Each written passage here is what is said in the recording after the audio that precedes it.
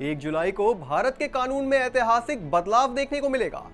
इस देश के कानून में कई ऐसी चीजें हैं जिसे हम अपनी रोजमर्रा की जिंदगी में इस्तेमाल करते हैं और बोलते हैं, जैसे अरे ये नेता तो 420 है, या फिर वो तो 302 के केस में अंदर है।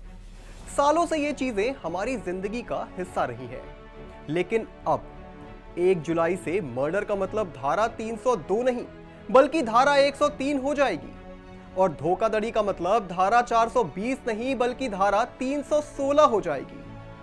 दरअसल अपराध और न्याय प्रणाली से जुड़े भारत के 3 कानूनों में बड़ा बदलाव होने जा रहा है, जिससे जुडिशियल सिस्टम में बड़ा बदलाव देखने को मिलेगा।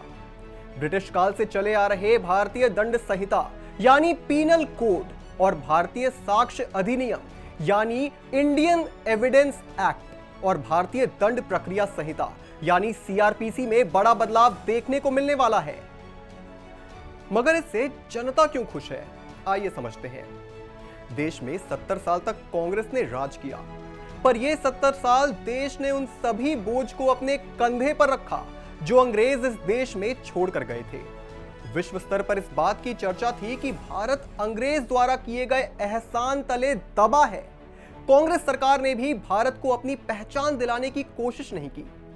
शायद उनकी ये सोच रही होगी कि अंग्रेजों के द्वारा दिए गए बोझ से ये देश चल तो रहा है, फिर अपनी अलग पहचान बनाने की जरूरत क्या है। पर मोदी सरकार ने इस 10 सालों में देश के कंधे से उन सभी बोझ को उतारा।